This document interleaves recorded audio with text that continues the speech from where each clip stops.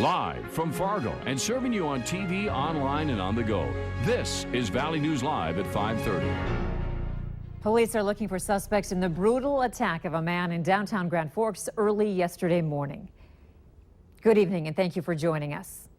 34-year-old Adam Dahl was in critical condition at All True Hospital with head injuries before being moved to a Minneapolis hospital today. Valley News Team's Neil Carlson shows us what happened and how you can help. Adam Dahl was out with friends watching hockey at Rumors Bar on South Washington Street Saturday night. After the game, the group went bar hopping here on South 3rd Street in downtown Grand Forks, where they split up. Adam Dahl and another friend were out here on the sidewalk when they were jumped by 5 men after the bars closed. Adam Dahl was repeatedly kicked in the face and head. His friend was not injured. However, police now say the friend's story of how many men jumped them out here is fuzzy, and there may actually be fewer suspects. The victim himself hasn't really been able to speak with us a whole lot. He's been in and out of several procedures, and unfortunately the witness was with the victim that night and had consumed a large amount of alcohol, and he's only remembering bits and pieces of the incident itself. Adam Dahl was initially taken to All True Hospital, suffering from a broken eye socket, broken nose, and brain bleed before being transferred to Minneapolis.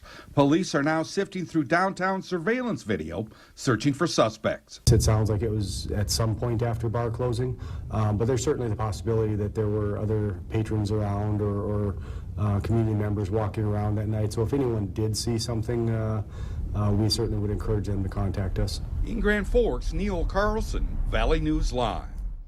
If you have any information about this case, you can contact Grand Forks Police at 701-787-8000. We have new information tonight after a garage fire in North Fargo. It's still not known what caused the blaze, but the garage is considered a total loss. Some of the surrounding garages in the area also have some damage. Firefighters reported heavy smoke when they arrived on the scene.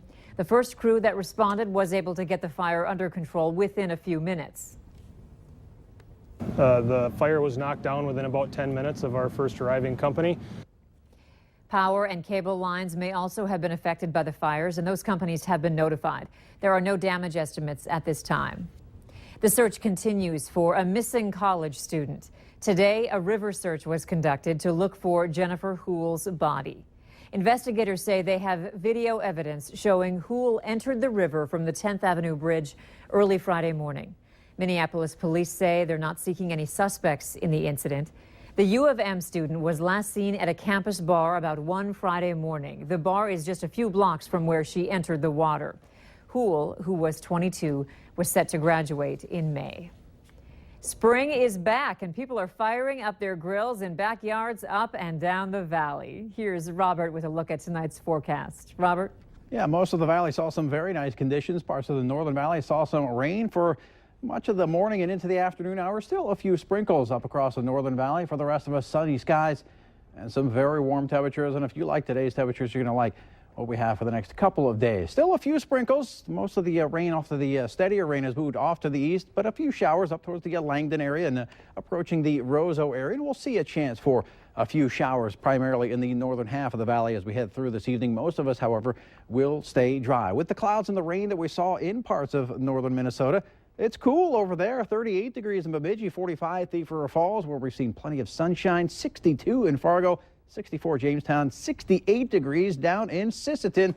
As we head through the evening hours here in Fargo, partly to mostly sunny skies. A nice warm evening. Temperatures falling on down through the 50s, some low 50s for the 8 o'clock hour, upper 40s for the 9 o'clock hour. A cool night tonight. Tomorrow, we're going to see some very warm temperatures, warmer still on Wednesday, but we do have some cooler temperatures, and we'll get into that here in just a few minutes. It's going to feel good, though, for a couple days. Absolutely wonderful the next few days. Yeah, thanks, Robert. Ray Littlewolf has waived extradition from Devil's Lake and is scheduled to appear Tuesday in Marshall County Court in Warren, Minnesota. Littlewolf is charged with murder in the beating and stabbing death of Ronald Foss at his home near Viking, Minnesota on March 16th. Authorities have scheduled an autopsy for a man who was pronounced dead yesterday after being taken to Sanford Hospital. The man was found near 1001 NP Avenue North. Police identified the man as Santino Etem from Moorhead. The cause of death has not been determined, but there is no preliminary indication, we're told, of foul play. 1 in 8 women will be diagnosed with breast cancer in their lifetime. It's a statistic that millions of people across the country have fought to change for years. Now, federal lawmakers say they have a plan to eliminate the disease by 2020. Washington correspondent Lauren Adams has details on the effort. This year, more than 200,000 women will be diagnosed with it, and it will prove fatal for more than 40,000 women in the United States alone. In fact, breast cancer, according to the National Breast Cancer Foundation, is the second leading cause of death among women in the country. Every family, I think, probably in America has been touched by someone who's suffered from breast cancer. Senator Shelley Moore Capito's family is one of them. She lost her mother-in-law to breast cancer. So she's joined a bipartisan group of senators to introduce a bill to try to eliminate the disease by 2020. Making sure that we're funding the most successful methods to eradicate breast cancer. That's what I want to see. And she's not alone. Senator Sherrod Brown is also signed on to the legislation. He says research is key. With it should come more medical research. We don't do enough for medical research in this country. The senator's bill would work to eradicate breast cancer by identifying promising research, encouraging relationships between the public and private sectors, and creating opportunities for medical collaborations. They're all steps that the lawmakers hope will lead to a cure. Funding breast cancer research and setting a real goal to get the scientists cooperating is really an important part of that. From the Valley News Live Washington Bureau, I'm Lauren Adams. More than 2 million men and women are living with breast cancer in America today. And don't forget, you can now get Valley News Live news and weather text alerts right to your phone. You'll get the latest breaking news, weather, and other updates on your mobile device.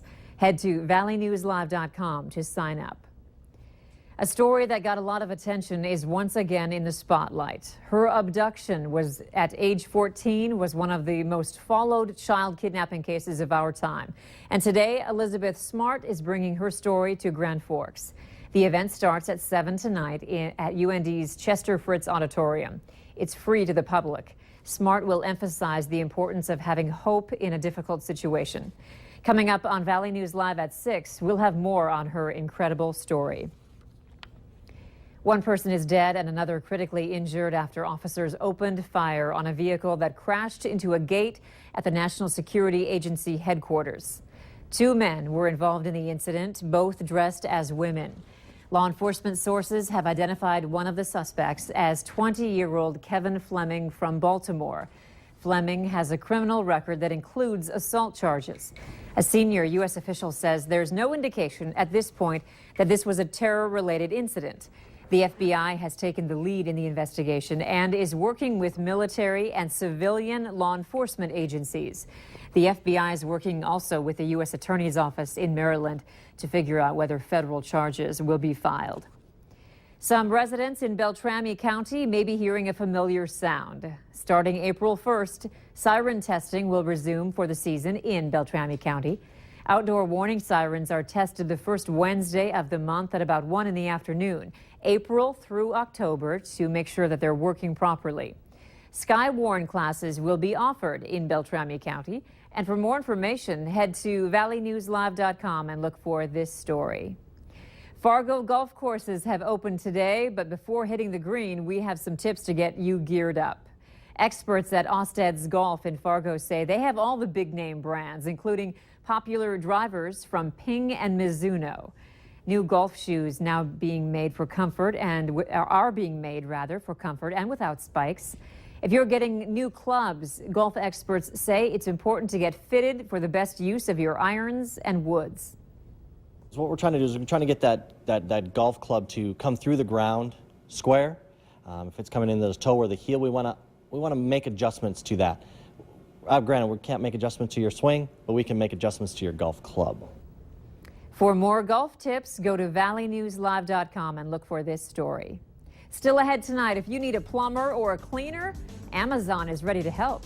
We've got lots of 70-degree temperatures just off to our south as we head through the next couple of days. Parts of our area will see some 70-degree temperatures. Who has the best chance and when do we expect that cool down? We'll let you know coming up right after this.